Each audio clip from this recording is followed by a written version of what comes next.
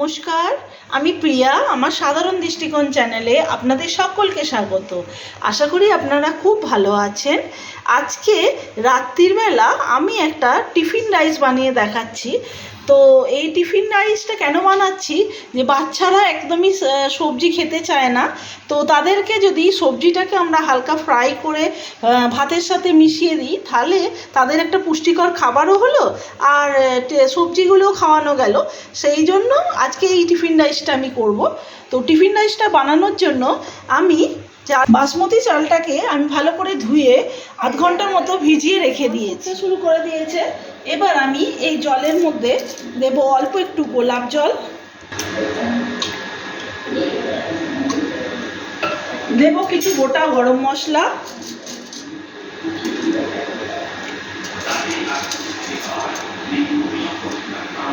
আর দেব তেজপাতা, আর একটু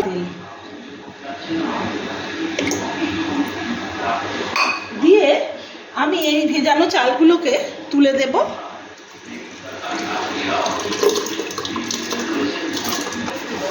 হালকা একটু নাড়িয়ে চাড়িয়ে ভাতটা তৈরি করে হচ্ছে। আর একদিকে আমি একটা কড়া বসিয়ে তার মধ্যে কিছুটা সাদা তেল দিলাম, দিয়ে আমি পেঁয়াজটাকে ভেজে নেব।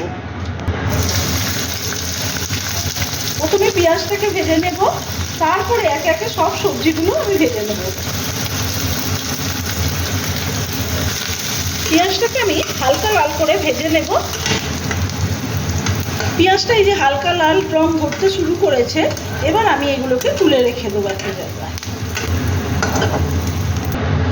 এবার কড়াতে আর একটু অল্প তেল দিলাম, দিয়ে আমি এই গাজরগুলোকে যে কুচি করে রেখেছি এইগুলো প্রথমে ভেজে নেব, তারপর বিনস আর ক্যাপসিকামও ভেজে নেব।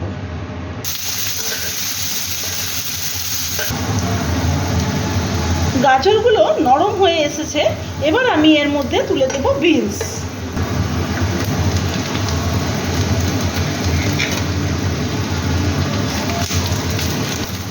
বিনসটা দিয়ে আমি আবারও ভাজা ভাজা করে নেবো একটু। বিনসগুলো মোটামুটি ভাজা হয়ে এসেছে, এবার আমি দিয়ে দেবো এর মধ্যে ক্যাপসিকাম কুচিটা, দিয়ে এগুলোকে আমি ভালোভাবে খুব ভালোভাবে মিশিয়ে নিয়ে ভেজে দেবো। ভাজা এগুলো কমপ্লিট হয়ে গেছে, এগুলোকে আমি নামিয়ে নেব। এবার আর একটু তেল দিয়ে নিলাম, ডিম ফাটিয়ে ভেজে নেব।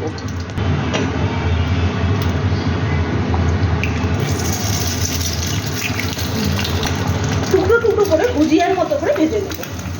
অল্প একটু নুন দিয়ে এগুলোকে আমি এইভাবে টুকরো টুকরো করে ভেজে নেব। ডিমগুলো ভুজিয়া করা হয়ে গেছে, এগুলো আমি নামিয়ে নেব। এবার কড়াটা আবার গরম করে নিয়ে আমি এর মধ্যে 1 চামচ ঘি দিয়ে দিলাম, আর অল্প সাদা তেল দেব।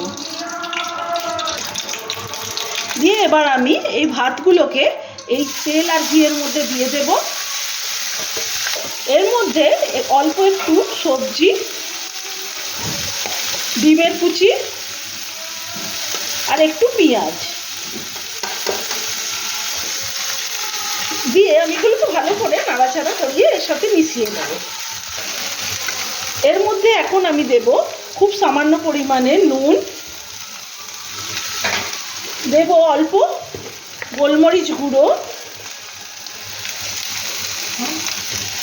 আর দেব চিনি,